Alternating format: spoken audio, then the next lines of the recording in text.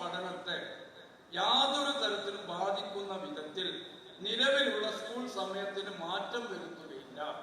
KER പരിഷ്കരണത്തിൽ തീരുമാനം കൈക്കൊള്ളുമ്പോൾ ഇത് ശ്രദ്ധിക്കുന്നതാണ്.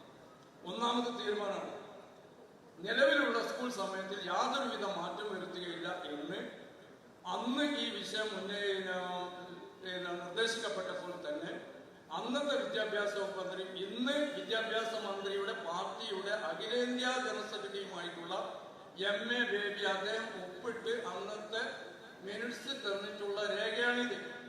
അങ്ങനെ വരികയാണ്. പിന്നെ ഇങ്ങനെ ഒരു വിഷയം ഉണ്ടായിരുന്നില്ല, സ്കൂൾ സമയമാറ്റം എന്ന് പറയുന്ന ഒരു വിഷയം ഉണ്ടായില്ല. കേരളത്തിന്റെ സാഹചര്യം അനുകൂലമല്ലതാനും. ഇത് ഒരു മതവിഷയം മാത്രമല്ല, ഞങ്ങൾ മുസ്ലിങ്ങളുടെ അല്ല മദ്രസ കുട്ടികളുടെ മാത്രം വിഷയമല്ല. സ്വകാര്യമായി സംസാരിച്ച് നോക്കിയിട്ടുണ്ടെങ്കിൽ അധ്യാപകർ പറയും, രക്ഷിതാക്കൾ പറയും. കാരണം ഒരു വീട്ടിൽ നിന്ന് 1ാം ക്ലാസ്സിൽ പോകുന്ന കുട്ടി ഉണ്ടാവും, 10ാം ക്ലാസ്സിൽ പോകുന്നവരുണ്ടാവും, +2 പോകുന്ന ഒരു കുട്ടി ഉണ്ടാവും, 7 പോകുന്നവരുണ്ടാവും.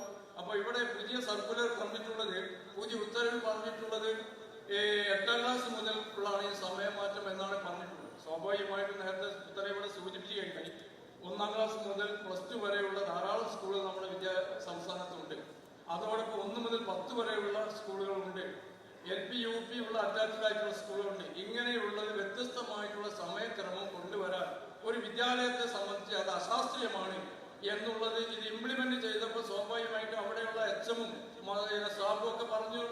അതോടൊപ്പം തന്നെ ഒരു വീട്ടിലെ വ്യത്യസ്ത ക്ലാസ്സുകൾ പഠിക്കുന്ന കുട്ടികൾക്ക് ഒരുമിച്ച് പോവേണ്ടതിന് പകരം വ്യത്യസ്ത സമയങ്ങളിലാവുന്നതോടുള്ള ദുരന്തങ്ങൾ ആ വീട്ടുകാർ അനുഭവിക്കുന്നു.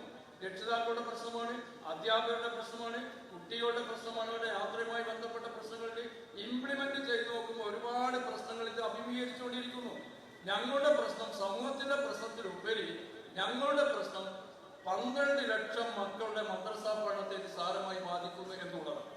മണിക്കൂറിന്റെ ചോദിച്ചിട്ട് സ്വാഭാവികമായിട്ടും ഈ മണിക്കൂർ മദ്രസ പഠനം നഷ്ടപ്പെടുകയാണ്. 2 മണിക്കൂർ പൂർണ്ണമായിട്ടും ഞങ്ങളുടെ സിലബസ് പ്രകാരം നേരത്തെ പറഞ്ഞതുപോലെ വ്യവസ്ഥാപിതമായി ഒരു ലോകോത്തര മാതൃക എന്ന് ഏവരും വിശേഷിപ്പിക്കപ്പെട്ട അങ്ങനെ ശാസ്ത്രീയമായി പോരുന്ന ഒരു മദ്രസ സംവിധാനത്തിൽ ഒരു മണിക്കൂർ അരമണിക്കൂർ മൈനസ് വരുമ്പോൾ അത് സാരമായി ബാധിക്കുന്ന ഈ മക്കളെയാണ്. 12 ലക്ഷം മക്കൾ നമസ്തക്ക് മാത്രമുണ്ട് മദ്രസയിൽ, അതോടെ മറ്റു വിഭാഗത്തിനുണ്ട്.